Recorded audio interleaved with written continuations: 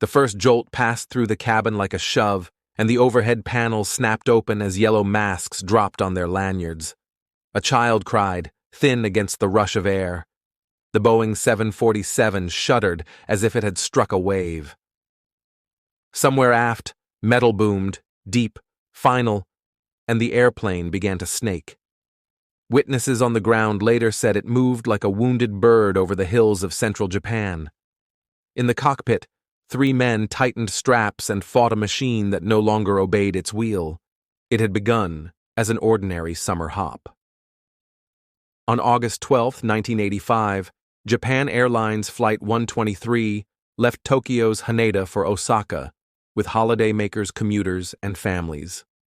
The 747 SR, short-range, heavy cycle, climbed into haze, turned west over the bay, and leveled for a flight barely an hour long. In the cabin, belts clicked, carts rattled, and people glanced at newspapers and watches. 4 minutes later, routine ended. The aft pressure bulkhead failed with a bang that tore strength from the tail. The vertical fin ripped away. Pieces of the rudder and tail cone followed. Pressure dumped, fogging breath into little clouds. Shards of metal scythed the rear fuselage and severed all 4 hydraulic systems, the lifeblood of every surface that made a big airplane answer the wheel. Chimes and red lights filled the cockpit. The captain pushed for control and found none. The jet yawed, rolled, and pitched through a cycle the books would later call phugoid oscillation, mixed with Dutch roll, a sickening dance that ignored rudder, aileron, and elevator alike. They declared an emergency and asked to return to Haneda.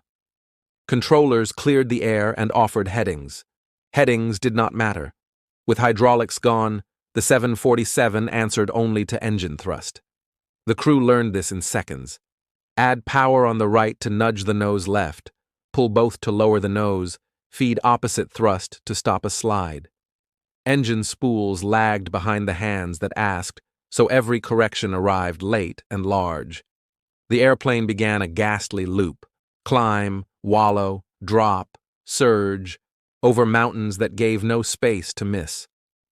For 32 minutes, the jet stayed in the sky on skill, nerve, and a shrinking margin. A U.S. airbase to the south lit a long runway and offered it. The crew tried to steer for it, and then for Haneda, and found the machine would not take such fine suggestions. They kept it away from cities, fought the roll with power, and spoke in voices that stayed professional even as checklists ran out. On the ground, people in fields and towns looked up and saw something big and wrong. The tail's red crane was mostly gone. Inside, attendants moved through pockets of panic with cottonmouth calm, settling children and tightening straps while breathing through their own masks. The cabin never equalized. Ears ached. Some grew faint. Passengers scribbled notes, love condensed to a few lines, tucked in wallets and seat pockets, even on airsickness bags, as if paper could outfly gravity. Just before 7 in the evening, the cycle finally betrayed them. A climb went shallow, then failed. The nose wandered. A ridge filled the windscreen.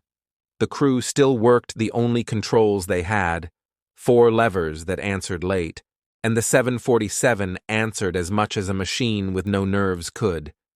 Trees rose like pikes. The first impact tore off a wing. Fuel went up in a sideways sheet of fire. The fuselage scoured a scar across cedar and pine and came to rest in broken sections on the Osutaka Ridge above Ueno village. Silence arrived in pieces. Pockets of fire roared and fell quiet. In the wreckage, voices called, some clear, many faint. A girl crawled under a seat frame and waited. A young woman came to on a ledge of metal and called for a child who did not answer. Night slid over the mountain. The 4 who would live found small shelters where burning did not reach and held on through the dark. Radars had watched the code wobble and vanish. Rescue units formed and wrestled with reports that pointed to different valleys. A U.S. Air Force crew out of Yokota found the heat bloom, circled, and radioed what they saw. Their offer to drop pararescue jumpers was declined while authorities sorted command. Ground teams chased a mistaken light and found a tour bus instead. Helicopters turned back in mountain weather. The ridge kept its secret until morning. Daylight showed the blunt fact: more than 500 aboard, only 4 alive: a schoolgirl, a young woman, a mother, and her child. Families stood behind police lines and held photographs as crews worked among trees and aluminum. Investigators began the question that always followed a headline: why?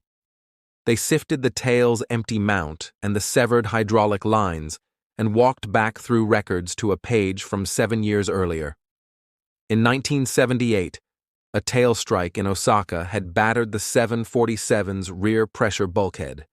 The repair approved afterward used a single splice plate and a single row of fasteners, where the design called for a larger doubler and staggered rows. All 4 hydraulic lines ran close by that structure, bundled like arteries. Each pressurization cycle bent the seam until a crack ran across it. On this August evening, the crack let go. The pressure shock blew out the tail cone, tore away the fin, and flailed through the bundle of lines that carried motion from cockpit to wing and tail. The crew had been left to fly with engines alone. The conclusion felt precise and enormous. One misrepair, multiplied by thousands of takeoffs and landings, had set up the failure that left a crew to fly a mountain range with engines alone. The pilots did what skill allowed. Passengers did what love demanded. They wrote, prayed, held hands, and found courtesies for strangers. Rescuers did what confusion permitted and arrived too late for more than 4. Japan listened to the cockpit voice recorder and felt the room change. The voices inside were disciplined, human, and finally, very tired. A national day of mourning followed. Airlines inspected bulkheads and repairs across fleets. Procedures hardened. Sign-offs added witnesses. Training forced mechanics and engineers to imagine the unlikely. The long night on the mountain and the turned-away jumpers threaded into reforms on who commanded rescue and how quickly authority could say yes. None of it returned those who had strapped in expecting a short hop and found the longest evening a sky could hold. None of it changed what the survivors remembered: the rush of air, the constant up and down, the way a wide body felt like a boat in heavy seas, the hot roar when fuel met pine, the wait under indifferent stars.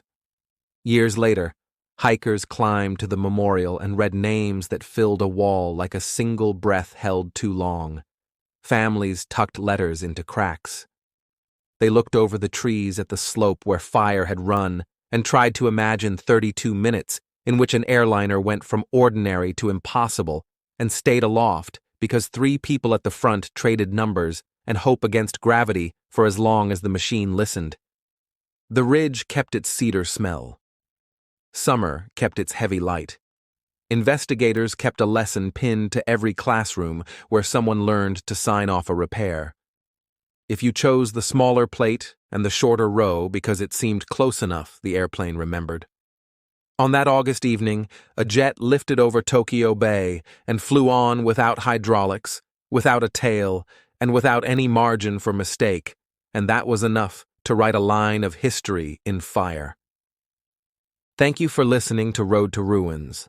Subscribe for more true stories where systems fail and people pay the price.